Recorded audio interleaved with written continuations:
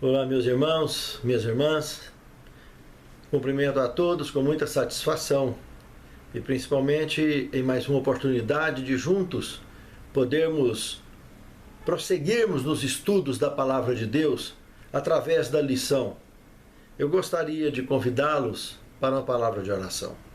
Senhor Deus, muito obrigado por nos proporcionar mais esta oportunidade de buscarmos de Ti o sustento para a nossa fé. Vem, através do Teu Santo Espírito, nos consagrar na Tua Palavra e nos conduzir para a honra e glória do Teu Santo Nome. Capacita-nos, abençoe-nos, dirija-nos, perdoe nossos pecados e faltas. É o que te suplicamos agradecidos em nome de Jesus. Amém. O tema de hoje, o Espírito Santo e a Igreja. O verso principal, Efésios 4, de 3 a 5. Façam todo o esforço para conservar a unidade do Espírito pelo vínculo da paz. Há um só corpo e um só Espírito, assim como a esperança para a qual vocês foram chamados é uma só. Há um só Senhor, uma só fé e um só batismo. O texto em si fala tudo, não é? Dispensa comentários. A raça eleita, esse povo que Deus tem separado, tem chamado ao longo da história da humanidade, é uma raça sóbria. É um povo separado. Os que realmente fazem parte dessa raça. O fato de estar dentro da igreja só não quer dizer nada. A questão é: está vinculado a um só Senhor, a uma só fé e um só batismo? Está sendo guiado dessa forma? Aí está fazendo parte da raça eleita, como pessoas sóbrias, que andam focados nesta missão. Este povo, essa raça eleita, são verdadeiros escolhidos, juntados pelo Espírito Santo na história da humanidade. E nessa altura em que vivemos da história deste mundo, estamos prestes a concluir com a missão que o Senhor nos tem confiado. A hora que o Evangelho atingir todo o povo, tribo e língua, Ele enviará os seus anjos e nos recolherão a todos nos 4 cantos da terra. E iremos arrebatados ao céu ao encontro com o Senhor nos ares. Mas a obra do Espírito Santo só vai durar enquanto a porta da graça estiver aberta. A hora que cair a primeira praga prevista em Apocalipse, capítulo 16, ali separa joio do trigo. Aí está o Espírito Santo e a igreja, com os verdadeiros eleitos, com os verdadeiros escolhidos. Esses não receberão a primeira praga, e nem uma das 7 pragas. Os ímpios, o resto, todos serão considerados como ímpios, mesmo que estavam ali dentro da igreja, mas não estavam vinculados em uma só fé, em um só batismo, em um só Senhor. Estava com espírito de discórdia dentro da igreja, estava com espírito de divisão, estava criando problemas, estava fora do contexto da palavra sagrada. A palavra de Deus, essa palavra aqui, a palavra escrita, precisa ser respeitada em toda a sua extensão. O que temos em mãos é isso aqui, de palavra escrita, e isso é sagrado. E a palavra viva, através da unidade com a palavra escrita, com o Santo Espírito, receberemos também a palavra viva. E teremos a nossa vida sempre dirigida pelo Espírito Santo. Pense nisso, meu amado irmão. Pense nisso, minha amada irmã. O Espírito Santo nos une a Cristo, segundo o tema. O contexto de Efésios, capítulo 2, verso 18, e de 20 a 22, como 1 Pedro 2, 6 e 7, nos leva a entendermos o seguinte: Em primeiro lugar, nós não somos filhos adotivos de Jesus. Somos filhos adotivos do Pai. Ele é nosso irmão mais velho. Isso é incontestável do ponto de vista bíblico e teológico. Agora, ele nos devolve a condição de raça pura e de filhos do mesmo Pai. Cristo, em sua encarnação, ele se tornou um de nós, venceu por nós e nos tornamos remidos do mesmo Pai. Meu Pai e vosso Pai, que estás nos céus. Lembra dos comentários dele? Pois é. Então, se tem alguém que nos adotou nessa questão toda, é o mesmo Pai que é Pai dele também. E ele, como nosso irmão mais velho, pagou um preço que jamais qualquer mortal teria condição de pagar. Qualquer ser, qualquer criatura do universo, jamais teria condições de pagar. Ele morreu a morte eterna e saiu dela. O único capaz de fazer isso é se ele se manter sem pecado e sendo filho de quem ele era. Porque quando ele deixou as vestes reais e se tornou um de nós, ele estava correndo um risco iminente de não conseguir alcançar a missão. Porque ele se tornou um de nós. Suou sangue no Getsemane na hora que ele sentiu o peso da decisão que ele tomou há milhares e milhares de anos antes para nos redimir, para resgatar os nossos primeiros pais e a mim e a você e toda a descendência dos filhos de Deus na história da humanidade. Por isso, devemos lembrar que, conforme os textos que mencionei agora há pouco, o Espírito Santo ele nos une a Cristo e nos conduz de forma segura às praias da Canaã celestial. O terceiro tema, o Espírito Santo nos une pelo batismo. 1 Coríntios capítulo 12, verso 13, nos deixa bastante claro, dentre outros textos das Escrituras Sagradas, que o batismo é um selo indispensável nesse processo. Porque só assim nós selamos a nossa união com o nosso Criador, com o nosso Redentor. Exceções à parte, como o bom ladrão, ele não teve tempo, ele não teve condições. Muitos, da mesma forma, nos hospitais, nos acidentes, se converteram em condições semelhantes e têm a salvação garantida, como o bom ladrão teve. Agora, quem tem condição de decidir, não tem exceção. Nenhum. Os personagens do Novo Testamento que conheceram o batismo, o grande mestre Nicodemos se rendeu ao batismo. José de Arimateia, o grande nobre, se rendeu ao batismo. Quantos da linhagem sacerdotal se renderam? Quantos e quantos centuriões e grandes nobres, homens de política, homens de negócio e pessoas simples, todos se renderam, porque Cristo deixou bastante claro na conversa que teve com Nicodemos que sem nascer da água e do Espírito, com E maiúsculo, jamais, não pode nem ver o reino de Deus, quanto menos entrar.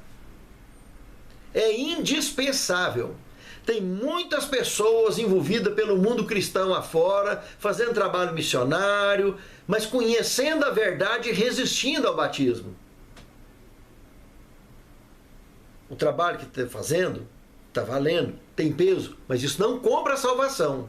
A exigência é feita por Deus. Não sou eu e nem você que se tornará uma exceção além das exceções, que é de pessoas que estão morrendo e não tem tempo, não tem condições de se batizar. Do contrário, batize-se e regularize a sua situação com Cristo antes que seja tarde demais. Que história é essa de levar pessoas aos pés de Cristo e você mesmo está aí, não quer cumprir por orgulho? Por que é? Que não quer aceitar essa submissão de ser mergulhado, ser sepultado nas águas e ressuscitar uma nova criatura. Para mostrar para o mundo que você mudou de exército. Para mostrar para o mundo que você não obedece mais às trevas. Que você não se envolve com administração de trevas de forma alguma, de Babilônia alguma desse planeta. E de qualquer canto que possa existir Babilônia. Baderna religiosa. Pense nisso, meu amado irmão. Pense nisso, minha amada irmã. Quarto tema, o Espírito Santo une a igreja pela palavra de Deus. Veja que, se estudarmos os textos de Atos 17, 11, João 5, 39 e 40, porque o verso 40 dá o principal teor desse texto. João 5,39 é apenas uma crítica que Jesus está fazendo àqueles líderes religiosos de seu tempo. Vocês examinam a Escritura e pensam ter nela a vida eterna, só por estar fazendo isso. Mas no 40 é que ele mostra, e não quereis vir a mim para ter desvida.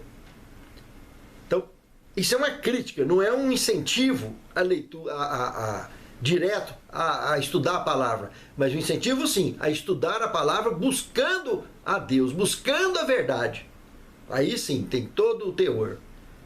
Mas o verso 39 sozinho, Jesus está apenas criticando.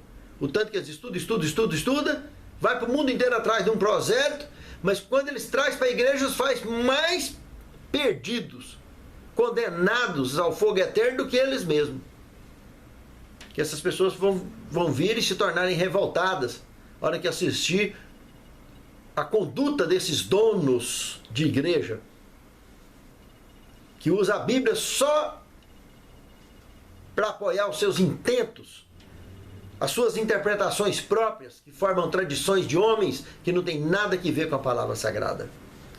Agora, a palavra viva, a palavra escrita, essa como está ali, dirigida pelo Espírito Santo, essa unifica, é unidade plena, essa nos conduz, essa mantém uma harmonia, é uma maravilha. A palavra de Deus é o principal vínculo sagrado visível depois da nossa própria vida. João capítulo 17, verso 17 a 21, mostra um outro ponto muito importante, esse sim mencionado com absoluta sabedoria, aonde Cristo na sua oração intercessória por nós, ele diz: Pai, santifica-os na tua palavra, porque a tua palavra é a verdade. E ainda diz para ele: não tire eles do mundo, Senhor. Não te peço, Pai, que os tires do mundo, mas que os livres do mal. Abençoe não só eles, mas todos os que virão a se agregar a esses na história deste mundo, até que eu volte, até que eu venha buscá-los. Essa oração atingiu a mim e a você, nos alcançou. E continua alcançando outros que estão se agregando, graças ao trabalho que eu e você, que os verdadeiros excluídos na face da terra, que são milhares, são incontáveis, têm procurado fazer. Dirigido exclusivamente pelo Espírito Santo, que une os seus escolhidos através da sua palavra, a palavra do Deus vivo, tanto escrita como viva em cada um de nós. Quinto tema, o Espírito Santo une a igreja na fé e na doutrina. Relembrando o texto de Efésios 4, 5 e 6, há um só Senhor, uma só fé, um só batismo, um só Deus e Pai de todos. Bem claro aqui. Um só Deus e Pai de todos, qual é sobre todos, age por meio de todos e está em todos. Veja que maravilha, né? Que revelação fantástica. Sabe o que é difícil? O que é duro? É quando o crente quer agir por conta própria, segundo as suas próprias interpretações. Quer pegar o texto sagrado e torcer. Criar regrinhas e regrinhas e regrinhas para atrasar a volta de Cristo, para interromper, para bloquear a obra de Deus. Isso é que é duro. Fere o trabalho missionário. Por causa de crente marcatraque, que gosta de pegar a Bíblia e torcer, criando regras que são antibíblicas e colocando peso nas costas dos outros. Esse tipo de cristão, quando faz isso, e igrejas que também adotam às vezes esse tipo de conduta, é muito grave. E nós precisamos de lembrar, perdão, salvação, são características da igreja. A gente precisa de ficar unido nessa questão e promover o avanço da causa. A igreja de Deus na terra, ela é uma UTI. Não é um jardim de maravilha. Está cheio de pecador lá dentro. Que fachada é essa que quantos querem colocar e ficar criando obstáculo para batizar as pessoas? Criando dificuldades. Que não tem relato bíblico para isso. Tem muitas regrinhas e confusões daqui e dali. Uma igreja batiza, a outra não batiza. Uns passam, outros não passam. Não pode. A missão é clara. Ide e batizai. É claro, não vai ter bagunça, não vai ter baderno, porque as coisas de Deus é organizada, tudo bem. Mas tem muita coisa que fica criando probleminha. Enguiços que não precisava ter. Quando as pessoas agem segundo as suas próprias interpretações, começam a criar essas regrinhas, sabe o que começa a acontecer? Divisões dentro da igreja.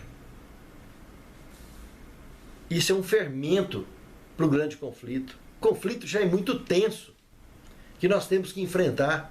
Para que ficar inventando mais regrinha?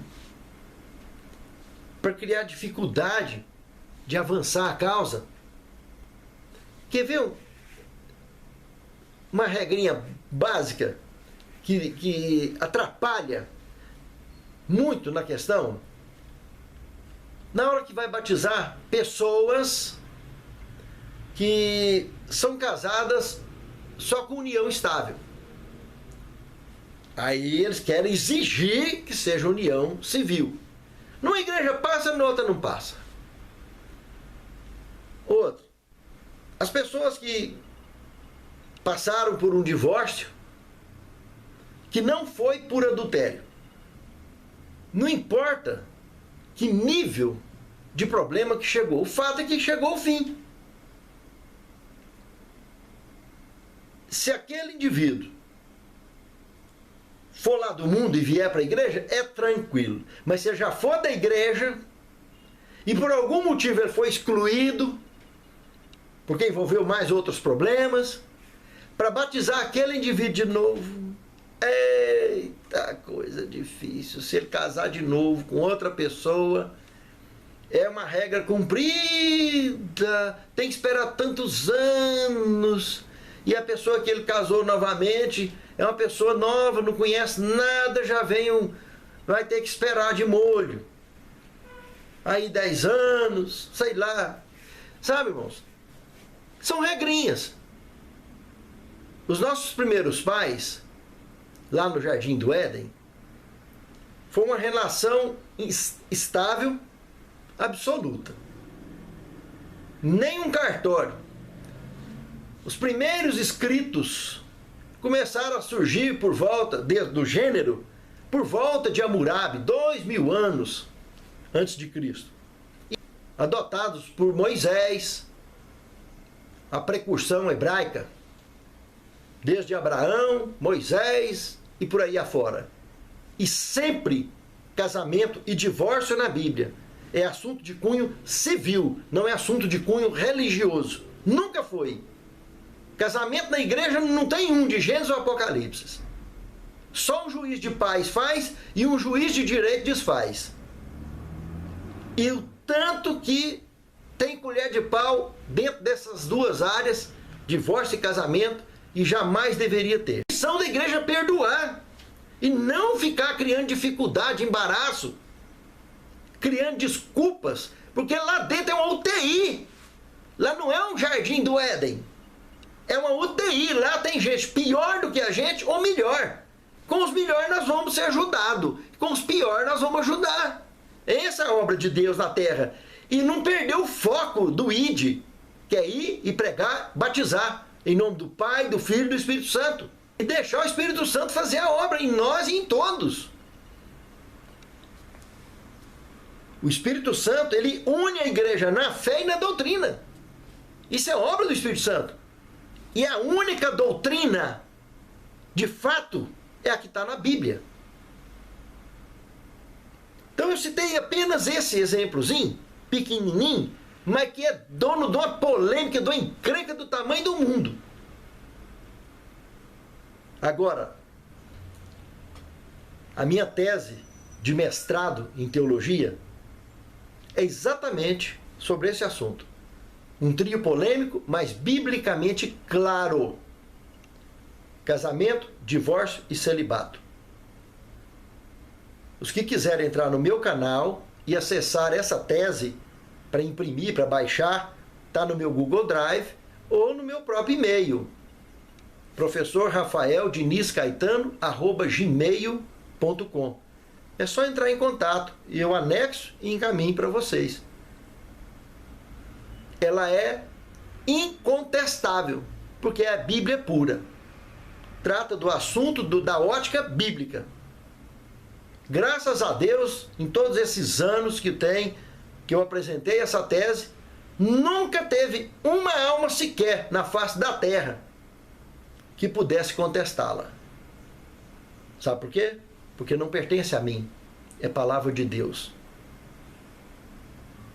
Aí quando esbarra no bloco tradicionalista, vem os problemas. Eu toda a vida trabalhei na obra missionária, como voluntário na causa de Deus, e prezo por esse trabalho. Toda a vida.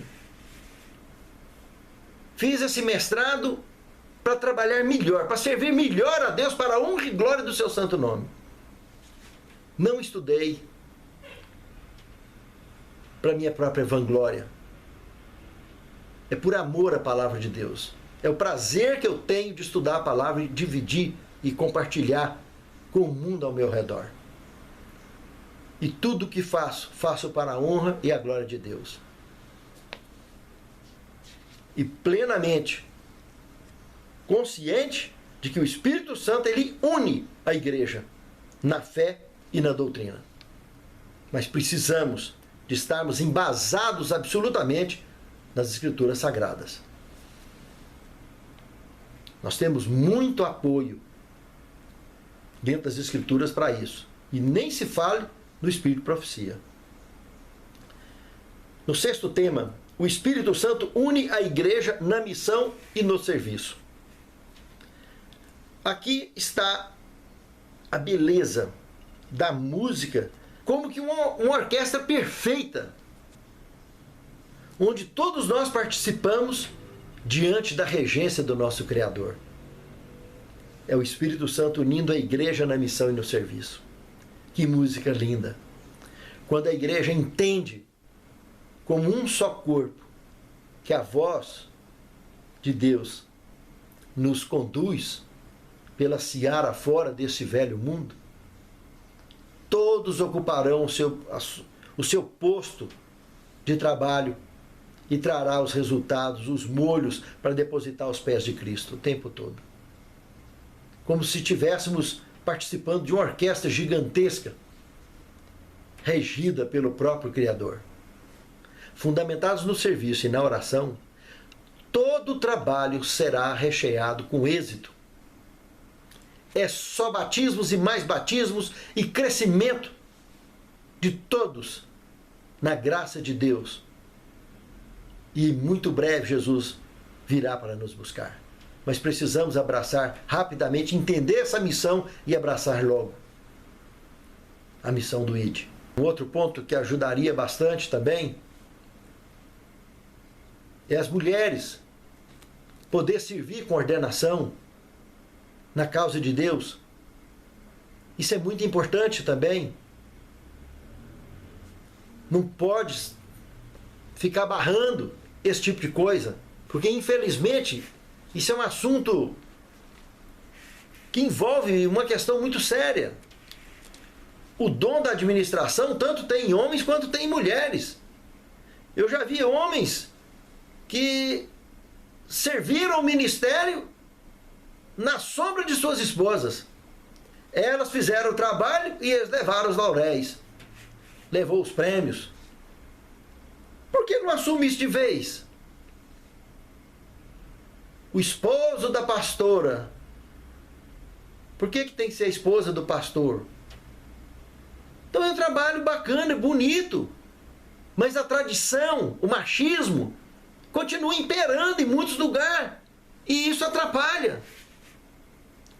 Atrasa a obra de Deus, tem que soltar. Deixar a obra andar. Lá no tempo de Juízes, como nos dias de Débora, se ela não assume o comando, pensou o que teria virado? Nós estamos falando há quantos anos antes de Cristo? Nós estamos falando de 1.200, 1.300 anos antes de Cristo. Nós estamos no ano de 2017 e ainda enfrenta esse tipo de problema. O Espírito Santo quer unir a igreja, quer envolver a igreja numa orquestra bonita. Quebrar essas barreiras, quebrar esses preconceitos. E preconceitos e barreiras continuam embaraçando a obra. É só o que embaraça a obra, é preconceito e machismo, feminismo. Tudo isso está errado. Precisa de respirar todos a mesma palavra, a palavra do Deus vivo, e olhar para frente, que Jesus está prestes a voltar. Precisamos de levar o Evangelho a todo povo, tribo e língua, sem restrição alguma. Cumprir com a missão que nos foi confiada, que é essa. Ensinar o perdão, praticar o perdão, ensinar a palavra, praticar a palavra, e batizar, e ser batizado e batizar. Ser batizado e batizar, tudo isso faz parte. A nossa vida cristã precisa ser completa. E para essa orquestra tocar bonito, tem que estar todo mundo afinado com a palavra do Deus vivo. Tirar essas barreiras. Pense nisso, meu amado irmão. Pense nisso, minha amada irmã. O 7º tema: harmonia e unidade. Identidades celestes.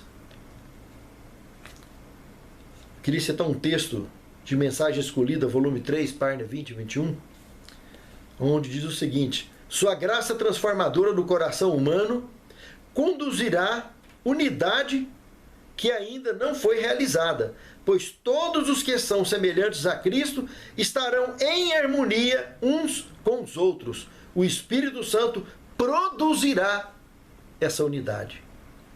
Que Deus abençoe a mim e a você, que consigamos romper com a missão que Ele nos confiou, com a devida unidade com o Espírito Santo e uns com os outros. Santo Deus, desembarace-nos, Senhor, aonde tem barreiras, na Tua causa, em qualquer lugar deste mundo. Tire essas barreiras, Senhor, derrube essas barreiras, através do poder do Teu Santo Espírito, e ensina-nos, Senhor, o caminho da luz, de maneira aberta, ampla e absoluta, para que de fato possamos nos identificarmos como Teu povo, luz no mundo e sal na terra. E em muito breve possamos ser recebidos por Ti no Teu reino. Perdoe nossos pecados, conta-nos entre os salvos. É o que te suplicamos agradecidos, em nome de Jesus. Amém.